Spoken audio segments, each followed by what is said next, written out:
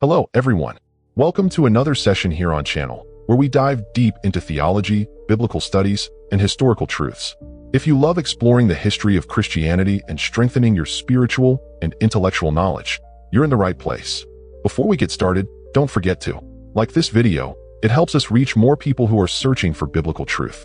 Subscribe to the channel so you never miss our weekly lessons. Share this video with your friends and family. Let's spread the knowledge together. Comment below. Have you ever heard that Constantine created the Bible? Do you think this is true? Let me know your thoughts. Now, let's get into today's topic.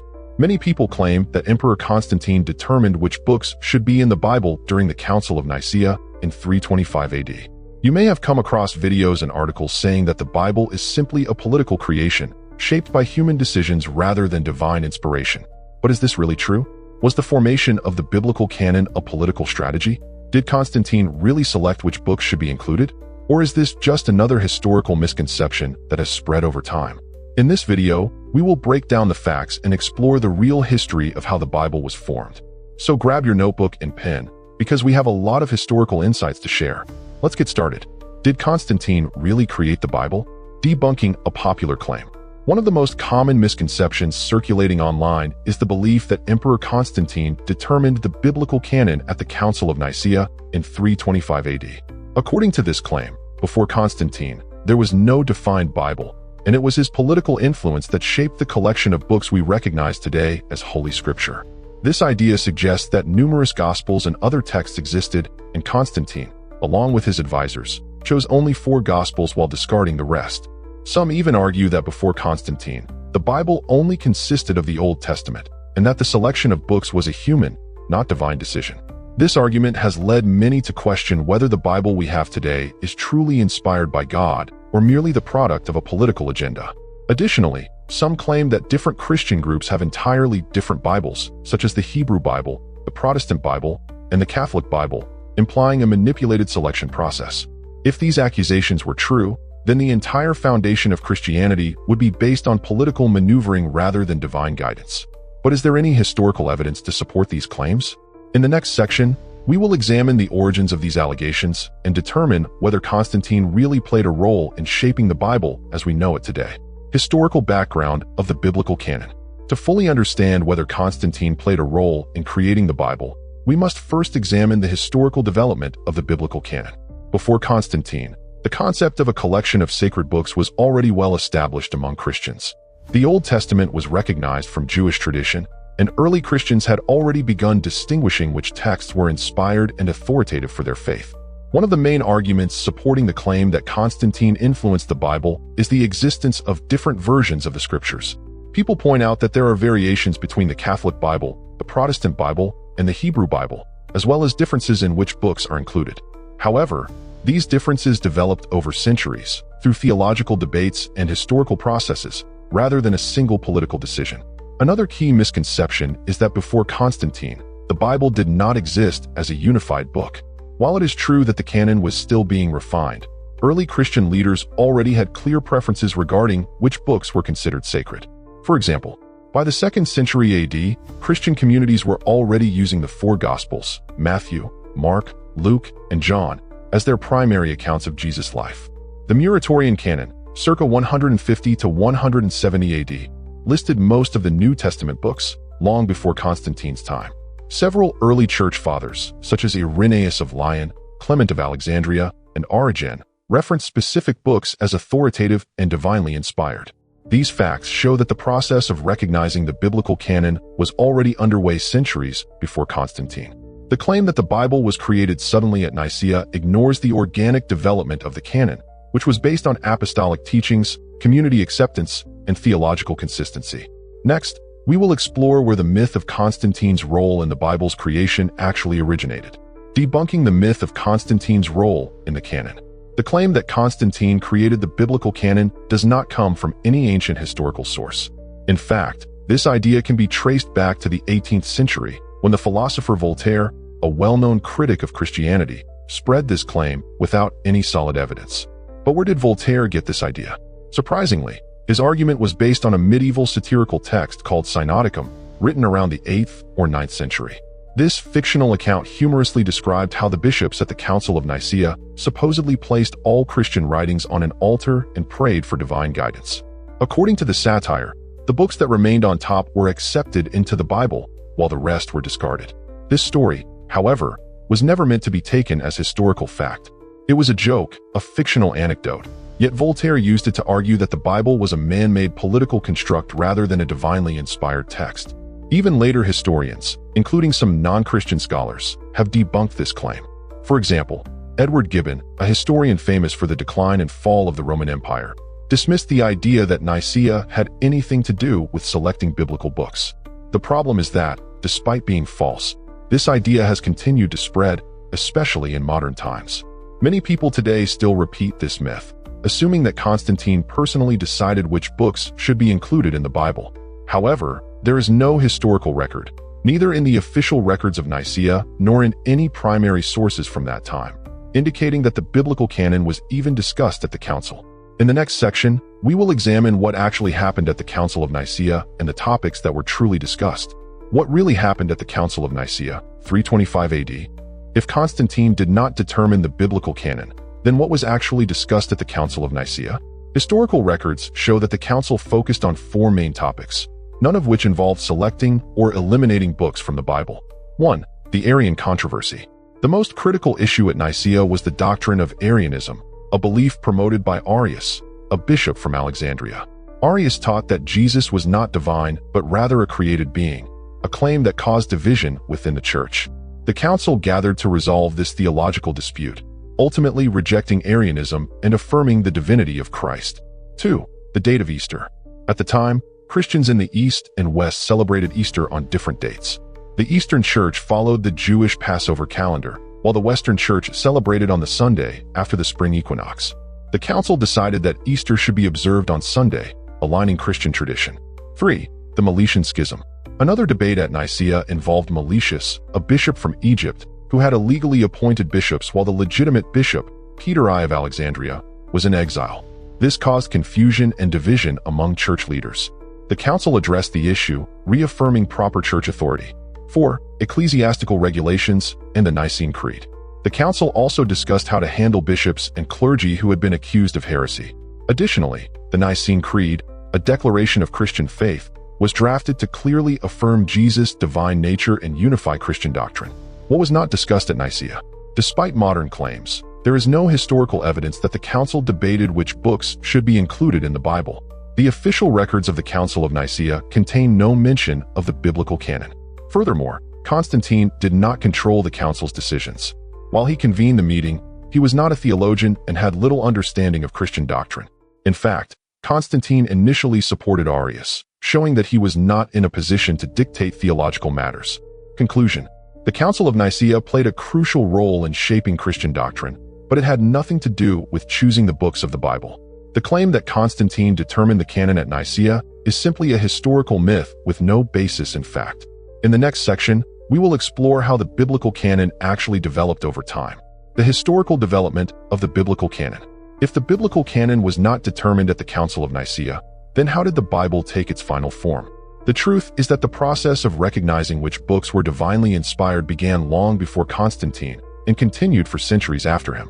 1. The meaning of canon. The term canon comes from the Greek word canon, meaning measuring rod or rule.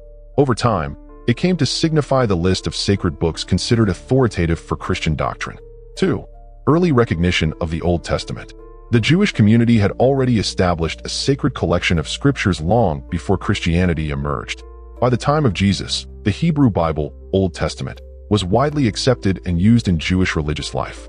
The Septuagint, Greek translation of the Hebrew Bible, completed around the 3rd century BC, included additional books, later known as deuterocanonical books.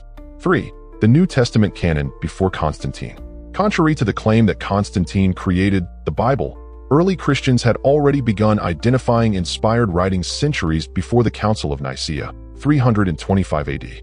The Muratorian Canon, c. 150 to 170 AD, one of the oldest known lists of New Testament books, confirming that many of the same books we use today were already recognized in the 2nd century. Church fathers like Irenaeus, c. 180 AD, Clement of Alexandria, c. 190 AD, and Origen, c. 230 AD, referenced and defended the use of the four Gospels, Acts, Paul's letters, and other New Testament writings. Tatian's Diatessaron, c. 170 AD, combined the four Gospels into a single narrative, proving that the fourfold Gospel tradition was already accepted. 4. The criteria for canonization. Books were not chosen randomly or politically. They were recognized based on specific criteria. Apostolic origin. Was the book written by an apostle or a close associate? Widespread use. Was it accepted by early Christian communities? Theological consistency. Did it align with already accepted scriptures and teachings? Divine inspiration. Was it considered spiritually authoritative? 5. The canon continued to be refined after Constantine. The Council of Laodicea, c. 363 AD, made one of the first official declarations on the New Testament books, but variations still existed. The Council of Hippo, 393 AD, and the Council of Carthage, 397 AD, confirmed the 27-book New Testament canon. The Council of Trent, 1546 AD, later reaffirmed the Catholic canon, distinguishing it from the Protestant Bible. Conclusion: the biblical canon was not created at once. It developed over centuries, based on theological, historical, and communal acceptance. The books of the Bible were not imposed by a single authority like Constantine. Rather, they were gradually recognized as divinely inspired by early Christian communities. In the next section, we will examine how the Catholic Church played a role in the canon's finalization and address common misconceptions. The role of the Catholic Church in canon formation.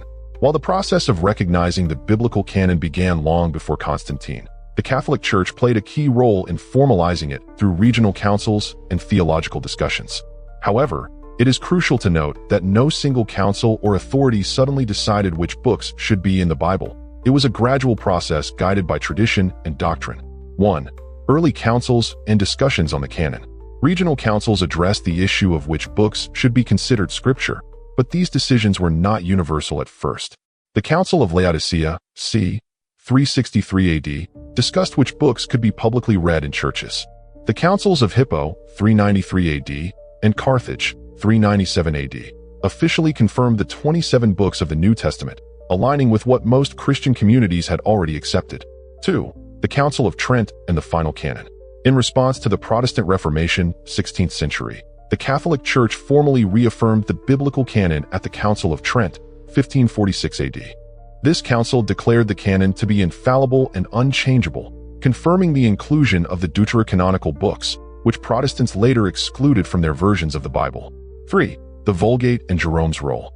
Saint Jerome, 4th century AD, translated the Bible into Latin, the Vulgate, which became the official Bible of the Catholic Church. Some argue that Jerome referenced Nicaea in connection to certain books, but this is highly disputed. Jerome himself did not believe all deuterocanonical books were inspired, but he included them under papal authority. 4. Misconceptions about church authority.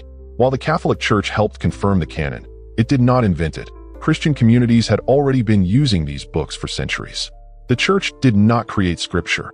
It recognized and preserved it, ensuring that future generations would inherit a consistent biblical tradition. Conclusion: the Catholic Church played an important role in affirming the canon, but the Bible was not a sudden creation of any council or political leader. Rather, the canon was established through centuries of theological reflection, community consensus, and ecclesiastical confirmation. In the next section, we will explore how the Jewish canon influenced the Christian Bible and clarify the myths about the Septuagint. The Jewish canon and the Septuagint, clarifying misconceptions. One of the key misunderstandings regarding the formation of the Bible is the idea that there were multiple competing Jewish canons before Christianity. Some claim that there was a Jewish Alexandrian canon, which supposedly included additional books that later became part of the Catholic Old Testament. However, historical evidence does not support this claim. 1. The Jewish canon was already established. By the time of Jesus, the Jewish community had already recognized a set of sacred scriptures. Ancient Jewish sources consistently refer to 22 to 24 books, which correspond to the same books found in the Protestant Old Testament today, organized differently, but containing the same content. There was no universal Alexandrian canon that included additional books. This idea was introduced much later without historical evidence. 2. The Septuagint and its role. The Septuagint, LXX, was a Greek translation of Hebrew scriptures, completed around the 3rd century BC. Over time, additional Greek writings were included in some copies of the Septuagint, which later became known as the Deuterocanonical books. However, ancient Jewish authorities never formally recognized these additional books as part of the Hebrew Bible. 3. Christian use of the Septuagint. The early Christians heavily relied on the Septuagint, as many Greek-speaking Jews and Gentiles were converting to Christianity. Church fathers like Irenaeus and Origen referenced the Septuagint, but there was no single, fixed canon of the Old Testament at that time. When Jerome translated the Latin Vulgate, he noted that the Deuterocanonical books were included by church authority, but were not considered fully inspired by all scholars. 4. Differences between Jewish and Christian Old Testaments. The Jewish canon was finalized by the 2nd century AD, rejecting the additional books found in some Septuagint copies. Protestants later followed the Jewish canon, removing the Deuterocanonical books from their Old Testament. The Catholic Church kept these books, affirming their use at the Council of Trent, 1546 AD. Conclusion: there was never a universally accepted Jewish Alexandrian canon, and the books of the Old Testament were largely recognized before the time of Jesus. The Septuagint played an important role in early Christianity, but it was not an official Jewish canon. Understanding this history helps clarify why different Christian traditions have variations in their Old Testament canons. In the next section, we will discuss how the process of recognizing biblical books worked and why certain books were included while others were rejected. How were biblical books recognized? The process of canonization. The formation of the biblical canon was not an arbitrary or political process. It was a gradual recognition of the books that were considered divinely inspired and authoritative. Early Christian communities did not randomly select books. Instead, they tested and evaluated them based on specific criteria. 1. The criteria for recognizing inspired books. The books that were eventually included in the Bible had to meet certain standards. Apostolic origin. Was the book written by an apostle or a direct associate of an apostle?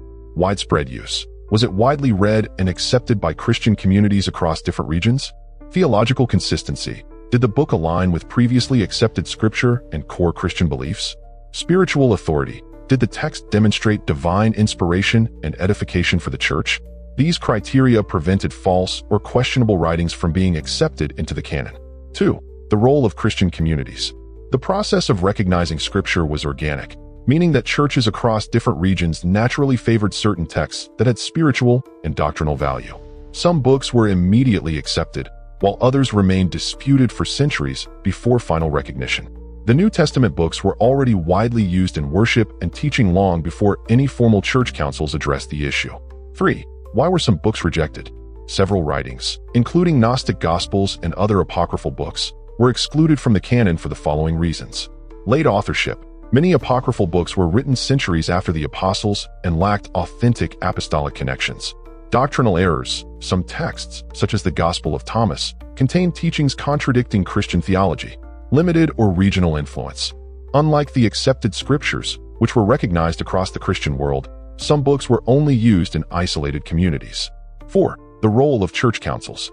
No single council chose the books of the Bible. Instead, councils confirmed what was already widely accepted by Christian communities. As discussed earlier, councils like Hippo, 393 AD, and Carthage, 397 AD, affirmed the New Testament canon, but these decisions were based on centuries of prior recognition. Conclusion: the books of the Bible were not imposed by a ruler or council. They were recognized over time because they reflected authentic divine revelation. The process of canonization ensured that only genuine, inspired scriptures were preserved, while later writings with questionable origins were excluded. In the next section, we will discuss common misconceptions about the biblical canon and why modern debates often misrepresent historical facts. We've explored the truth behind the claim that Constantine created the Bible, separating historical facts from modern myths. As we've seen, the formation of the biblical canon was a gradual, well-documented process, guided by the early Christian community and theological principles, not political manipulation. But this is just the beginning of the conversation. There is still so much more to uncover about the history of the Bible, early Christianity, and the real stories behind popular misconceptions. That's why you don't want to miss our upcoming videos. Did the early Christians always agree on which books were scripture? Why were some books left out of the Bible? How did the Bible survive centuries of controversy and persecution? If these questions interest you, make sure to subscribe and turn on notifications so you don't miss any new content. Also, don't forget to like this video. It helps spread this important discussion to more people. Share with friends and family. Let's build a community of people who seek truth. Comment below, What surprised you the most about today's discussion? What topics would you like to see next?